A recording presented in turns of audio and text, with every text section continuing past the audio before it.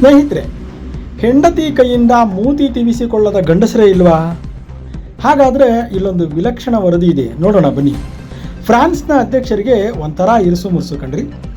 France ಅಧ್ಯಕ್ಷ Emmanuel Macron ಅವರು ವಿಯೆಟ್ನಾಂನ ರಾಜಧಾನಿ ಹನೋಯಿಗೆ ಪ್ರವಾಸ ಹೋಗಿರುವ ಸಂದರ್ಭದಲ್ಲಿ ಅವರ ಪತ್ನಿ ಬ್ರಿಗೆಟ್ಟಾ ಅವರು ವಿಮಾನದಿಂದ ಇಳಿಯುವ ಸಂದರ್ಭದಲ್ಲಿ ತನ್ನ ಗಂಡನ ಮೂತಿಗೆ ತಿವಿದಿದ್ದಾರೆ.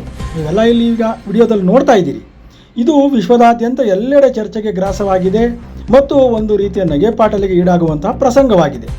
ಸೋಷಿಯಲ್ ಮೀಡಿಯಾಗಳಲ್ಲಂತೂ ಇದು ದೊಡ್ಡ ವೈರಲ್ ಆಗ್ತಾ ಇದ್ದ ಹಾಗೆ ಫ್ರಾನ್ಸ್ನ ಅಧ್ಯಕ್ಷರು ಇದೆಲ್ಲ ತಮಾಷೆ ಕಣ್ರಿ, ನನ್ನ ಹೆಂಡತಿ ಆಗಾಗ ತಮಾಷೆ ಮಾಡ್ತಿರ್ತಾಳೆ, ಅವಳು ತಮಾಷೆ ಮಾಡಿದಾಗೆಲ್ಲ ಹೀಗೆ, ಅದು ಯಾಕೆ ಇದನ್ನೆಲ್ಲ ಒಂದು ನ್ಯೂಸ್ ಮಾಡ್ತೀರಾ ಅಂತ ಹೇಳಿದ್ರಂತೆ. ಹಾಗಂತ ತನ್ನ ಆಪ್ತರಿಗೂ ಕೂಡ ತಿಳಿಸಿದ್ದಾರೆ. ಮತ್ತು ನಮ್ಮಿಬ್ಬರ ನಡುವೆ ಸಂಬಂಧ ಉತ್ತಮವಾಗಿದೆ, ಯಾವುದೇ ರೀತಿಯ ಕಲಹನೂ ಇಲ್ಲ ಅಂತ ಸ್ಪಷ್ಟನೆ ನೀಡಿದ್ದಾರೆ. ಅಂದಾಗೆ ಇವರಿಬ್ಬರ ವಯಸ್ಸಿನ ಅಂತರ ಜಸ್ಟ್ 30 ವರ್ಷ ಅಷ್ಟೇ ಕಣ್ರಿ. ಮತ್ತು ಇವರಿಬ್ಬರ ಸಂಬಂಧ ಹೇಗಪ್ಪ ಅಂದರೆ, ಫ್ರಾನ್ಸ್ನ ಅಧ್ಯಕ್ಷರ ಪತ್ನಿ ಬ್ರಿಗೆಟ್ಟಾ ಅಧ್ಯಕ್ಷ ಮ್ಯಾಕ್ರನ್ಗೆ ಹೈಸ್ಕೂಲ್ನಲ್ಲಿದ್ದಾಗ ಟೀಚರ್ ಆಗಿದ್ರಂತೆ. ಅದೇ ನೆನಪಲ್ಲೇನಾದರೂ ಟೀಚರು ನಿನಗೆ ಈ ಜನ್ಮದಲ್ಲಿ ಬುದ್ಧಿ ಬರಲ್ಲ, ನೀನು ಉದ್ಧಾರ ಆಗಲ್ಲ ಅಂತ ಏನಾದರೂ ಕಪಾಳಕ್ಕೆ ಬಾರಿಸಿದ್ರ ಅನ್ನೋದು ವರದಿಯಾಗಿಲ್ಲ. ಫ್ರಾನ್ಸ್ ಅಧ್ಯಕ್ಷರಿಗೆ 47 ವಯಸ್ಸು, ಅವರ ಟೀಚರ್ ಹೆಂಡತಿಗೆ ಜಸ್ಟ್ 72 ವಯಸ್ಸು.